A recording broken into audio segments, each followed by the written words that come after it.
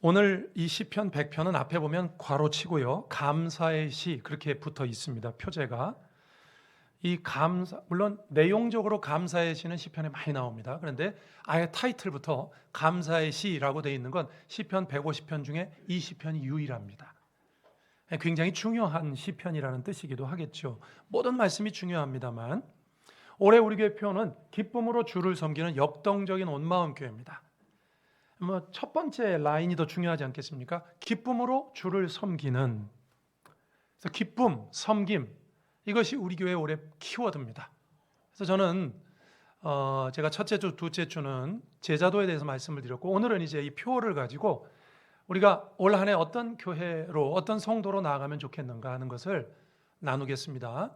두 개의 이 핵심 단어를 중심으로 해서 오늘 한번 여러분과 한번 나눠보도록 하겠습니다. 첫 번째는 기쁨입니다. 기쁨의 신앙 생활. 우리 장로님도 오늘 기도를 하셨는데, 그런 내용을 기도하셨는데, 여러분, 우리가 신앙생활 기쁨으로 감당해야 됩니다. 원래 성경을 보면요, 감사와 기쁨은 어원이 같습니다. 여러분, 감사라는 단어와 기쁨이라는 단어는 원래 그 라틴어 단어나 아니면 영어 단어에서 어원이 같아요. 같은 단어라는 걸 느끼시겠죠? 기뻐야 감사하잖아요. 그러니까 같은 계열의 단어입니다. 보통 이런 말을 많이 들어보셨죠? 신앙의 최고봉이 뭐냐? 감사입니다. 감사. 그죠? 어떤 신앙을 가진 성도가 가장 하나님을 기쁘시게 할 수 있는가? 감사로 제사 드리는 자가 하나님을 영화롭게 한다. 그랬잖아요. 그러니까 감사라는 것은 신앙의 최고의 경지에 올랐을 때 최고봉입니다. 자, 그러면 시작은 뭘까요? 시작은 같은 계열이기도 하고요. 저는 시작은 기쁨이라고 생각합니다. 오늘 본문도 그렇게 되어 있어요. 감사의 시인데 기쁨으로 시작해서 감사로 마무리됩니다. 2절 보시면 이렇게 되어 있죠. 2절에 기쁨으로 여호와를 섬기며 노래하면서 그의 앞에 나아갈지어다. 기쁨을 얘기했죠. 4절 보십시오. 4절에는 이렇게 말합니다.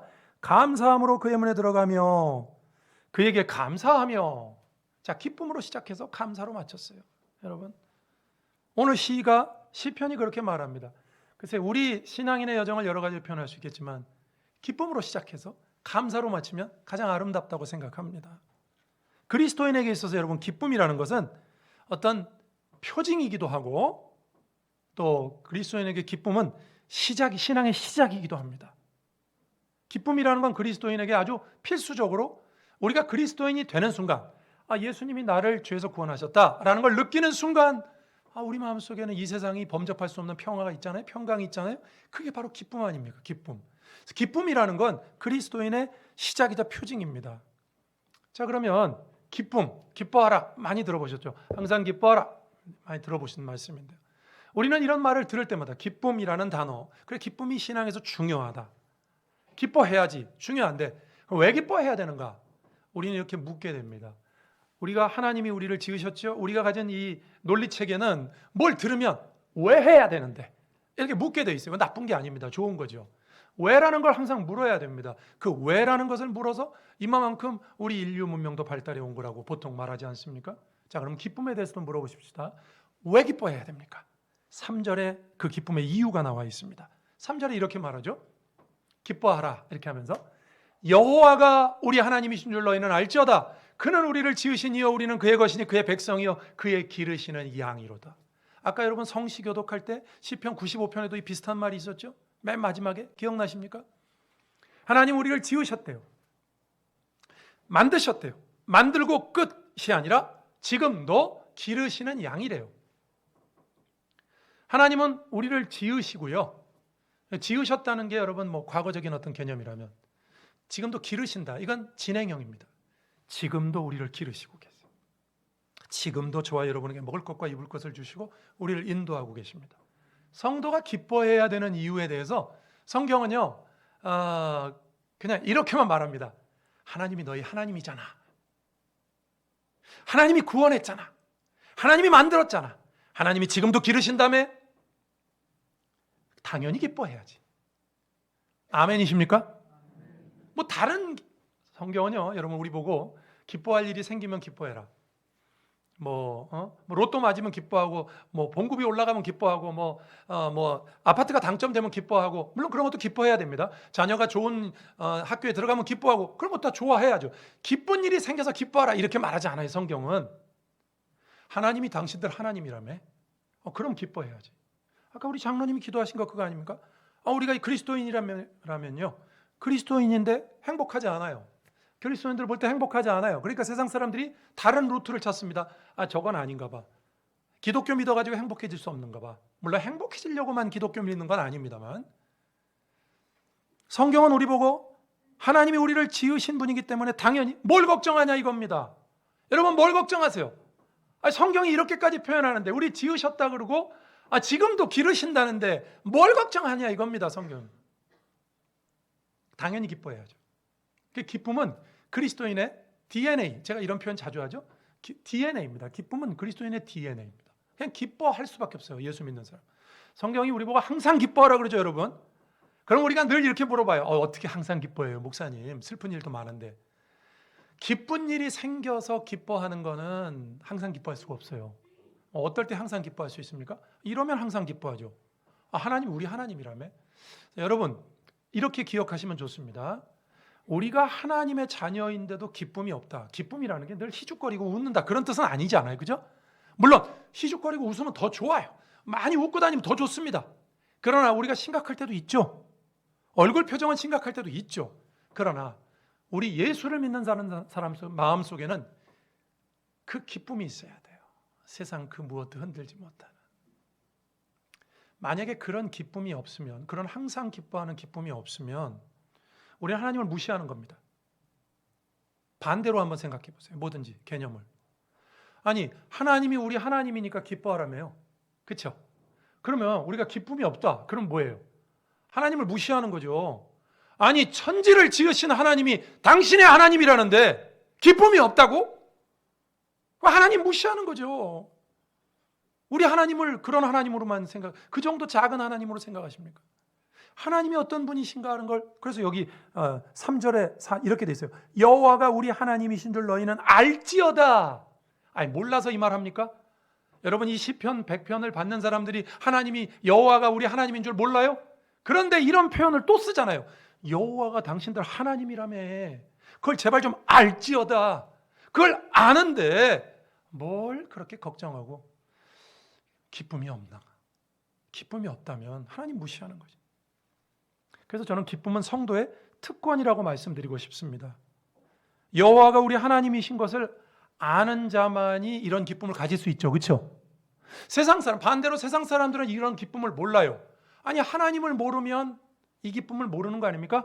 그러니까 하나님만 아는 우리들이 가지고 있는 이 기쁨은 그리스도인의 특권이에요.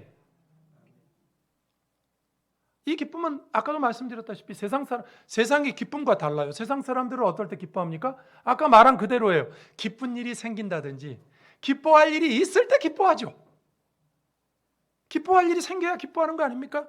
승진을 했다든지 기타 등등 좋은 일이 있다든지 기뻐할 일이 있을 때 기뻐하는 게 세상 사람들 아닙니까? 그런데 우리는 달라요. 우리는 기뻐할 일이 없어도 기뻐합니다. 왜? 하나님이 우리 아버지시라며. 뭘 걱정하겠어요? 먹고 사는 거 걱정되십니까? 하나님이 우리 아버지시라며. 성경의 말씀은 그겁니다. 성경이 우리에게 요구하는 윤리 수준이 그겁니다.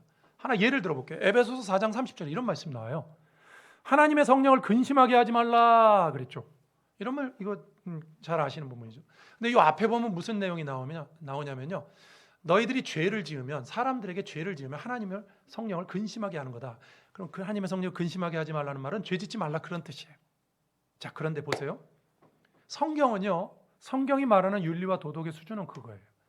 그 앞에 보면 사람에게 죄 짓는 일이 나오거든요. 사람들에게 해코지하고 사람들에게 거짓말하고 사람들에게 죄 짓지 말라. 사람들에게 죄 지으면 안 된다. 그건 나쁜 일이다. 이렇게 말하지 않고요. 사람들에게 죄 지으면 성령을 근심하게 하는 거예요. 여러분 이제 이런 예를 들 수 있죠. 우리가 죄 짓고도 걸리지 않을 수 있습니다. 그렇죠? 내가 죄를 졌는데 사람들은 아무도 몰라. 안 걸릴 수 있겠죠. 그러니까 우리가 죄를 지었는데 사람한테 다른 피해를 안 줬어. 안 걸렸어, 만약에. 그래도 안 된다는 거예요, 성경은. 왜? 우리가 죄를 짓는 순간 사람에게 해코지하는 게 먼저가 아니고 성령을 근심하게 하는 거예요. 그러니까 우리 보고 죄 짓지 말라는 건 너희들이 죄를 지면 사람들이 불편해지니까, 사람들에게 어떤 해코지가 되니까 그렇게 말 안 하고요. 성경은 당신들이 죄를 지으면 하나님의 성령이 근심한다. 그러니까 죄 짓지 말라는 거예요.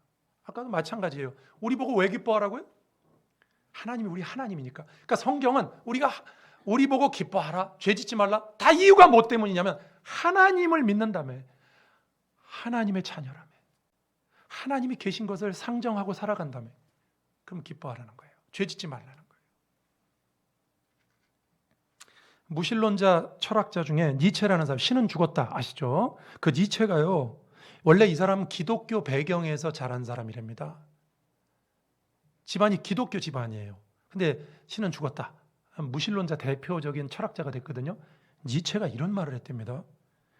내가 예수를 믿을 필요성을 느끼지 않는 이유는 그들의 생활에서 기쁨을 찾지 못하기 때문이다. 어려서부터 예수 믿는 사람들 주변에서 자라서 컸어요. 그런데 물론 니체의 잘못된 꼬부라진 마음도 있겠죠. 그러나 그가 이런 표현을 했다니까요. 내가 예수를 믿을 필요성을 느끼지 않는 이유는 그들의 생활에서 기쁨을 찾지 못하기 때문이다. 자기 주변에 있는 사람들 보니까 예수 믿는다는데 뭐 기쁨이 없는 것 같아. 다 사기 같아. 거짓말 같아. 아니 정말 여러분이 생짜배기로 교회에 오셨다고 생각해 보세요. 천지만물을, 목사님 설교 들으니까 천지만물을 지으신 하나님이 우리 하나님이고 지금도 우리를 돌보시고, 그럼 우리 걱정할 게 아무것도 없잖아요, 솔직히 말하면. 그런데 걱정하고 뭐 세상 근심 다 지고 가는 사람 같고, 예수 안 믿는 사람들이 우리를 보면서 기쁨이라는 것을 찾을 수 없다, 우리의 삶 속에. 뭐 늘 웃는 거 그런 것만 기쁨은 아니지만 어쨌든 그 변치 않는 그 평안과 기쁨을 우리 삶에서 보지 못한다. 그건 우리에게 크나큰 문제가 되는 것입니다. 여러분, 우리는 기뻐서 기뻐하는 사람들이 아닙니다. 분명히 아시기 바랍니다. 기쁜 일이 생겨서 기뻐하는 사람들도 아닙니다. 그런 것은 세상 사람들도 다 하는 것입니다. 물론 기쁜 일이 생길 때 기뻐합니다. 그죠? 그러나 이 정도가 아니에요, 기독교는. 그런 건 세상에도 다 있기 때문에, 우리가 기뻐하는 이유는 하나님이 우리 하나님이시기 때문입니다. 이 근본적인 기쁨, 아까 장로님도 기도 중에 그런 표현하죠. 근본적인 기쁨이라. 이 근본적인 기쁨이 여러분과 저에게 있기를 주님의 이름으로 축원합니다. 그래서 항상 기뻐하라가 가능한 것입니다. 어떻게 항상 기뻐해요? 기쁜 일이 항상 생깁니까? 아니요. 여호와가 우리 하나님이시기 때문에. 자, 1절을 한번 보시겠습니다. 1절. 온 땅이여 여호와께 즐거운 찬송을 부를지어다 그랬죠. 여기 즐거운이라는 말은 이런 뜻이에요. 원문의 뜻이 소리치다, 외치다, 전쟁의 요란함이나 기쁨의 환호를 의미합니다. 그러니까 전쟁에 나가면 이렇게 상대방을 제압하기 위해서 막 큰 소리 지르는 거, 막 꽹과리 치고 막 큰 소리 내는 거 있죠. 소리로도 압도하려고 하는 거. 그럴 때 나오는 이 단어입니다. 이 즐거운이라는 말은. 굉장히 의지적인 표현이죠. 근데 왜 하나님 앞에 나갈 때 이렇게 하라고 그랬을까요? 2절에 기쁨으로 여호와를 섬기며 노래하면서 그 앞에 나아갈지어다 그랬죠. 하나님 앞에 나갈 때요, 좀 약간 이 표현은 1절, 2절은 이런 거예요. 하나님 앞에 나갈 때 좀 과장되게 하라는 거예요. 좀 어떻게 보면 좀 과장된 기쁨? 과장된 기쁨으로 갖고 나가라는 거예요. 근데 여러분, 우리가 하나님을 섬길 때 왜 이렇게 섬겨야 될까요? 왜 자연스럽지 못하잖아요. 여러분, 사실 인생은요, 괴로운 거거든요. 우리 인생 자체가 괴로워요. 시편 90편 10절에 이런 말씀이 있어요. 모세가 이런 말을 했어요. 우리의 연수가 70이요 강건하면 80이라도 그 연수의 자랑은 수고와 슬픔뿐이요. 여러분, 우리 인생의 자랑은 수고와 슬픔뿐이래요. 이 말은 여러분 지금까지 사시는데 자랑이 이것뿐입니까? 내가 시험에 패스한 거, 한 거 이거 자랑거리 많잖아요, 우리한테. 그런데 왜 모세는 우리의 연수의 자랑은 수고와 슬픔뿐이라고 했을까요? 인생 자체가, 여러분 우리에게 좋은 일이 좀 생길지 모르지만 인생을 산다는 것 자체가 슬픈 일입니다. 괴로운 일이에요. 그렇죠? 나이 먹는 일 자체도 그냥 괴로운 일 아니십니까? 그냥 살아가면서 그냥 이런 죽을 수밖에 없는 인생이라는 것 자체가 주는 절망감. 그래서 죽음을 절망에 이르는 병이라 그랬잖아요. 그러니까 죽음만 생각해봐도 우리는 언젠가 죽는구나. 이렇게 노쇠해지다 죽는구나. 인생은요, 그냥 나쁜 일이 없어도 자체로 절망스러워요. 그거를 모세가 표현한 거거든요. 그래서 여러분, 우리도 이렇게 하나님 앞에 나와서 예배드리고 하나님 우리의 문제를 도와달라고 이렇게 기도하는 거 아닙니까? 그럼 여러분 보세요. 인생이 이렇게 괴로운 걸 성경이 다 알고 있어요? 우리 인생은 그냥 가만두면 그냥 저절로 괴로운 사람들이에요. 그런데 왜 하나님 앞에 나아갈 때 그냥 뭐 난리를 치면서 즐거이 하나님을 기쁘게 외치라고 말할까요? 아니, 인생이라는 것이 괴로운 존재라는 것을 이미 성경이 아는데 그러면 그냥 그 괴로운 모습을 하나님께 나가라 그러지 않고 하나님 앞에 나아갈 때 좀 의지적으로라도, 전쟁에 나가는 사람들이 의지적으로 막 그렇게 큰 소리를 내듯이 우리가 찬송을 부를 때도 아까 그냥 내 주 되신 주를 이 정도로 부르지 말고 좀 과장해서 좀 기뻐서 찬양하고 말이지. 왜 성경이 우리에게 그걸 권할까요? 여러분, 당연하지만 이런 이유가 있어요. 성경이 우리가 괴로운 존재인 걸 알면서도 우리에게 이렇게 기쁨을 좀 일부러라도 좀 그렇게 하나님 앞에 그렇게 하면서 섬겨라 하는 이유는, 그럴 때 하나님이 주시는 기쁨을, 진정한 기쁨을 더욱더 경험하기 때문인 줄로 믿으시길 바랍니다. 그래서 이렇게 하라는 거예요. 즐거운 일 없으시죠? 기쁜 일 없으시죠?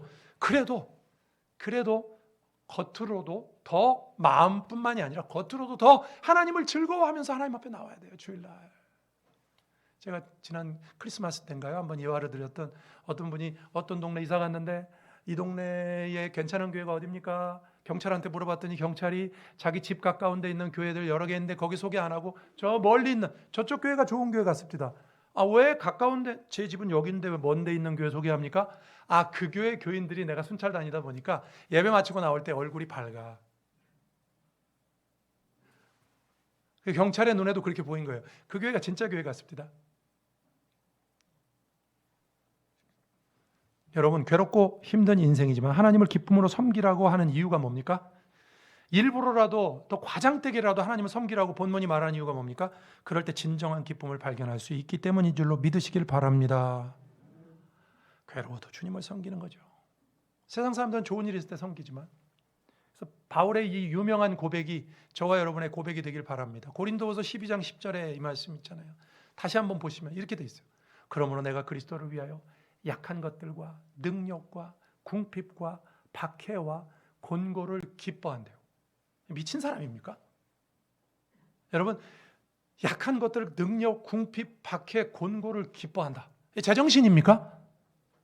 제정신이에요. 근데 바울이 이걸 기뻐한다고 그랬어요.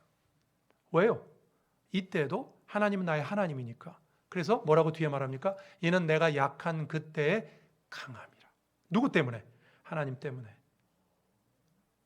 예수 믿는 사람은요, 여러분, 어려울 때도 기뻐하는 것입니다. 믿으십니까? 제 얘기를 해서 죄송합니다만 그냥 여러분 다 아시는 내용이라, 여러분, 저도 이 말을 언젠가 읽고 제가 한번 흉내내 본 적이 있습니다. 제가 몸이 불편하잖아요, 그죠? 그래서 이렇게 생각해 봤습니다. 그래, 내가 이렇게 불편하게 평생을 사는 거, 이것도 기뻐해야 되나 보다. 기뻐해야지. 마음속 깊은 곳에서는 별로 동의가 안 돼요. 나중에 천국 가면 물어봐야지, 왜 하나님 나보고 평생 이렇게 살라고 이런 몸을 주셨을까? 그러나 바울이 이렇게 하라고 그러니까 하나님 어디 가신 거 아니잖아요, 그죠? 그래서 이것도 나에게 뭔가 장점이 돼. 나를 위해서 하나님 그렇게 하셨지. 기뻐하자. 뭐 잘못됐습니까? 여러분, 기뻐하십시다. 우리에게 뭐 좀 안 좋은 일이 있어서 기뻐하십시다. 심지어 순교자들을 보세요. 여러분, 사람이 목숨이 한 개잖아요. 근데 순교자들은요, 죽으면 끝나는 거 아니에요, 여러분. 근데 자기 목숨을 내놓고 하나님을 섬기고, 하나님 때문에 하나님을 기뻐하고 자기 목숨을 내놓고 했죠. 그런 거 생각하면요, 우리 신앙은 너무 약해요. 우린 뭐 조금만 어려운 일이 있으면 뭐 그냥 불평하고, 뭐 조금만 어려운 일이 있으면 죽겠다고. 죽진 않았잖아요, 아직. 순교자들은요, 하나님, 자기 목숨보다 더 중요한 하나님 발견했기 때문에 목숨도 내놓고 순교했어요. 그런 분들 생각하면 바울이 내 약한 것도 기뻐한다. 이 정도는 할 수 있지 않겠어요? 약한 것도 기뻐한다. 왜? 하나님 어디 가셨습니까? 하나님 돌아가셨습니까? 하나님 지금도 계시다면요. 그 하나님 믿기 위해서 이렇게 나와 계시다면요. 그런데 여러분 마음속에 기쁨이 없으면 하나님 무시하는 거라니까요. 여러분 아버지가 자식한테 아버지가 아주 능력이 있는데 자식이 그 아버지의 능력을 모르고 아버지를 의지하지 않고 아버지가 얼마든지 해결할 수 있는 일 가지고 걱정한다. 그러면 아버지가 자식한테 그럴 거예요. 너 나 무시하냐? 내가 그 정도 힘은 돼. 걱정하지 마. 내가 너 얼마든지 막아줄게. 근데 우리는 인간 아버지가 아니에요. 하나님 살아계시다면요. 우리는 기쁨으로 시작하는데요. 기쁨으로 주를 섬기는 역동적 온 마음 교회. 여러분 올해 우리 온 마음 교회 이런 기쁨이 있길 주의 이름으로 축원합니다. 이게 신약으로 오면 뭘로 바뀌는지 압니까? 주 안에서 기뻐하라로 바뀌어요. 성경은요, 신약 성경에 오면 기뻐하라 그러는데 그 앞에 이 말이 붙죠. 주 안에서 기뻐하라. 뭐 기쁜 일이 생겨서 기쁜 게 아니에요. 주 안에 있기 때문에 기뻐하래요. 그걸 오늘 본문으로 옮겨가면 뭐죠? 하나님이 당신들 하나님이라며 그러니까 기뻐하래요. 똑같은 말이죠. 성경은 그래서 일맥상통한 똑같은 말씀입니다. 여러분 올 한 해 그리스도인이라는 표징이 되는 이 기쁨이 저와 여러분에게 있길 주의 이름으로 축원합니다. 두 번째 키워드는 섬김입니다. 여호와를 섬김이 나와 있어요. 기쁨으로 여호와를 섬기며 그랬어요. 성경에서 섬김의 대상은 하나님이십니다. 여호와를 섬긴다 그랬어요. 근데 우리가 하나님을 섬긴다 그러는데요. 사실 말은 쉽지만 실천이 매우 어려운 말씀입니다. 이 말씀은. 왜 그러냐면 하나님이 보이셔야 섬기지. 여러분 예를 들면 우리가 누구를 섬긴다, 사람을 섬긴다 쉬워요. 모셔다가 밥을 먹인다든지 뭐 이렇게 뭐 하면 돼요. 이게 보이니까 하면 돼요. 그런데 우리가 하나님을 섬깁니다 그러는데 하나님은 안 보이시잖아요. 그죠? 그래서 하나님을 섬긴다는 말은 쉬운 말 같은데 굉장히 어려운 말입니다. 목사님 이렇게 예배 드리는 것도 하나님 섬기는 거 아닙니까? 맞아요. 또 찬양하는 것도 하나님 섬기는 거 맞습니다. 그러나 자기가 좋아서 예배 드릴 수도 있잖아요. 사람이라는 건 그냥 복잡한 동물입니다. 진심으로 하나님을 섬기려고 예배 드리는 게 아니라 마음속에 딴 생각하면서도 예배 드리는 척 할 수 있거든요. 그래서 하나님을 섬긴다는 거 굉장히 어려워요. 자, 그러면 하나님을 여기 여호와를 섬긴다는 말의 구체적인 의미는 뭘까? 그것은 이겁니다, 여러분. 그분의 교회와 성도를 섬긴다는 뜻입니다. 다시 한번 말씀드릴게요. 하나님을 섬긴다는 말의 구체적인 의미는 성경이 말하는 구체적인 의미는 그분의 교회와 그분의 몸된 교회와 성도를 섬긴다. 자, 이 말씀으로 말씀드릴 수 있어요. 예수께서 부활하신 다음에 베드로를 만났습니다. 베드로에게 이렇게 말하죠. 네가 나 사랑하느냐? 3번 물어보시죠. 그렇죠? 베드로에게 네가 나를 사랑하느냐? 베드로가 걱정하면서 예스 예스 예스를 했어요. 그때 예수님은 뭐라고 말씀하셨습니까? 네가 나를 사랑하느냐? 예. 그러면 가서 나를 위해서 죽어라. 뭐 예를 들면 아니면 뭐 나를 위해서 네 집을 다 팔아서 뭐 어떻게 해라. 이런 말 안 하셨어요. 주님 뭐라고 하셨죠?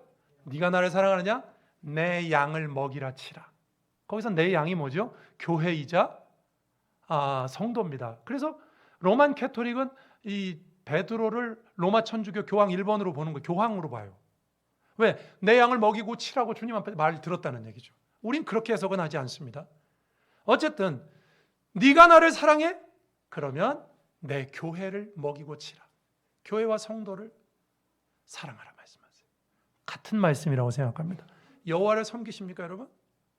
여호와를 섬기십니까? 그러면요, 교회와 성도를 섬길 수 있어야 됩니다. 요한일서에 이런 말이 있죠. 보이지 않는 하나님을 사랑한다고 말하면서 눈에 보이는 성도를 사랑할 수 없다? 그거 거짓말이다. 그렇죠? 그 말 기억납니까? 그거 거짓말이다 이렇게 써 있지는 않아요. 이건 제가 한 말이고 제가 설명해서 드린 말씀이고 거짓말이죠. 그러니까 하나님을 섬긴다 하면 사람을 섬기는 겁니다. 제가 왜 이 말을 드리냐면 제가 실제로 이런 분을 만난 적이 있어요. 이런 사람이 있더라고요. 주님은 사랑하는데 주님은 섬길 수 있겠는데 저 사람은 못 섬기겠습니다. 저 사람은 안 됩니다. 여러분 이건 신앙이 아닙니다. 그래서 제가 물어봤어요. 주님 사랑하십니까? 주님 섬기십니까? 예. 그럼 저 사람 섬길 수 있어야죠. 그랬더니 주님은 사랑하는데 저 사람은 안 되겠습니다, 목사님. 그 신앙입니까? 잘 생각해 봐야 됩니다. 물론 많이 힘드셔서 그런 거라는 건 이해합니다만 그냥 본론적으로만 본질적으로만 보자면 그 신앙입니까? 아니죠. 눈에 보이지 않는 하나님 사랑한다 그러면서 보이는 사람을 사랑할 수 없다? 거짓말이라고 성경이 말했어요. 성경이 거짓말이라고. 그 신앙 거짓말이라고. 여기 섬긴다는 말은요, 종을 뜻하는 히브리 단어 명사의 동사형입니다. 예? 여기 여호와를 섬기며 할 때 종으로 섬긴다는 뜻이에요. 종으로 섬긴다. 여러분, 종은 어떤 사람입니까? 주인이 하라는 일 다 하고 불평 없이 하고 순종하고 자기 주장이나 조건을 붙일 수 없는 사람. 그게 종 아닙니까? 아니, 종이 하나님은 섬겨. 그런데 저 사람 못 섬기겠어. 이건 조건을 다는 거죠. 종은 조건을 못 달아요.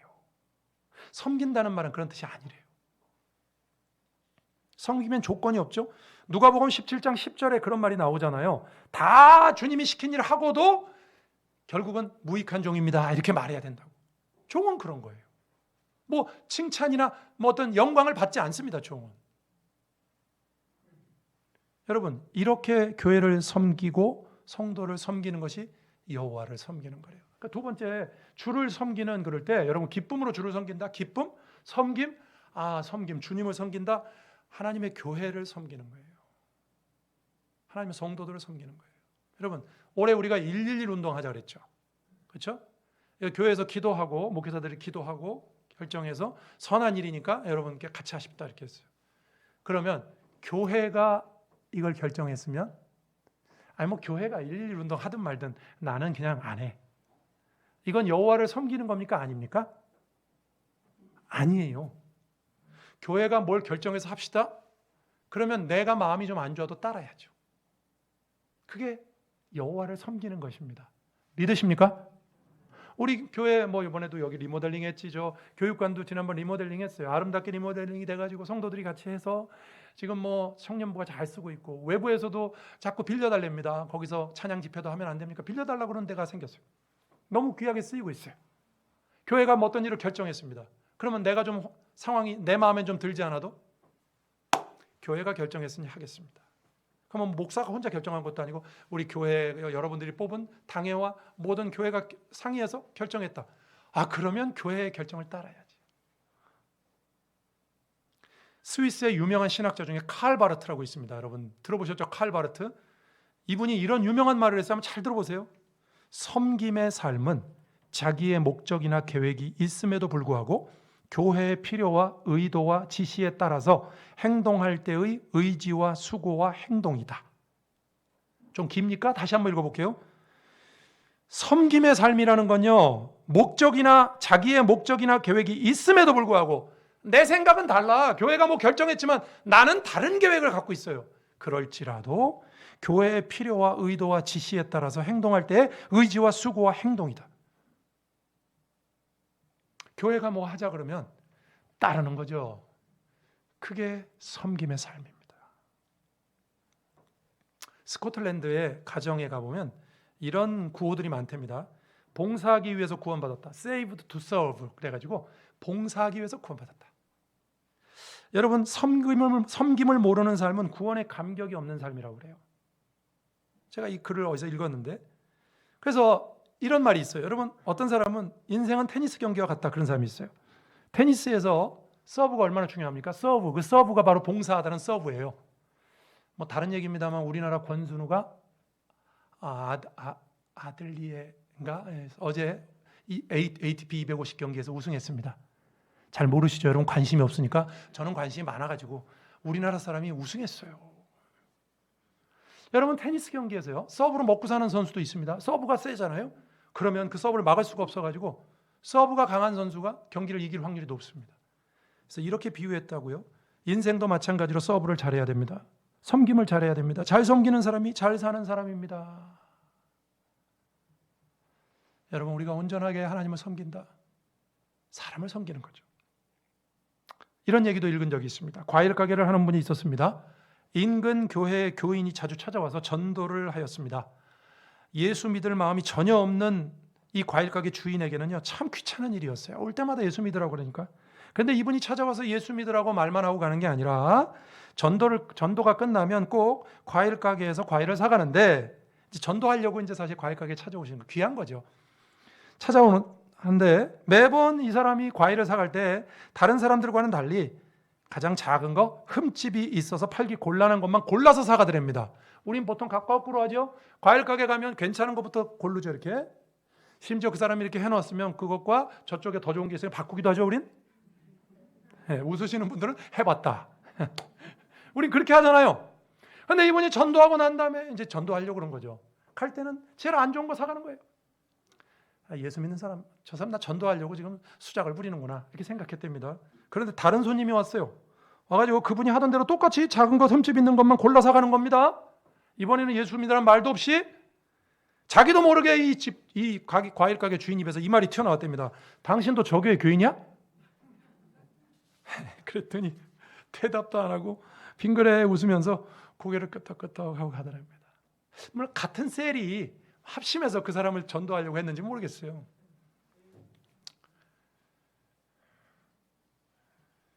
그 다음 주에 이분 자기 발로 교회 찾아갔답니다. 뭐 다 그렇진 않겠죠. 그러나 뭔가를 느꼈던 거예요. 이게 여러분 참된 섬김의 모습 아니겠습니까? 섬김이라는 건 자원하여 내가 손해보고 내가 바보가 되려고 할 때 진실하게 실천할 수 있다. 제정신 가지고 섬길 수 있을 것 같습니까? 제정신 가지고 사람이 사람을 섬긴다고요? 어렵습니다. 하나님 계시기에 섬기는 거고 여호와를 섬긴다는 마음으로 섬기는 것이죠. 올 한 해 우리 교회가 표처럼 기쁨으로 주를 섬기는 역동적인 온마음 교회 될 수 있기를 주님의 이름으로 축원합니다. 기도하시겠습니다. 오늘 말씀 기억하면서 주님, 하나님 우리 하나님이시기에 기뻐하고 주님을 섬긴다고 말하기에 교회와 성도를 섬길 수 있는 온마음 교회가 되게 해달라고 같이 한번 기도하시겠습니다. 하나님 아버지 감사합니다. 오늘도 주님 앞에 나와 저희들이 믿음으로 예배드리게 하시고 올 한 해 우리 온마음 교회 기쁨으로 주님을 섬기라고 명령하셨습니다. 하나님, 이 명령 앞에 우리가 어떤 마음으로 서야 될지 다시 한번 생각하게 하시고 주님을 온전히 따라가며 섬기는 저희 모두가 되도록 하나님 저희들을 불쌍히 여기시고 주의 은혜로 함께하여 주옵소서. 주님, 올 한 해 우리 온마음교회 기쁨과 섬김이 있기를 원합니다. 주님이 원하시는, 주님이 우리 주님이시기에 주님을 섬기고 종으로서 섬기고 교회를 섬기고 성도를 섬기는 우리 온마음교회 기쁨과 섬김이 있는 귀한 교회 되게 하여 주옵소서. 예수님 이름으로 기도드립니다. 아멘.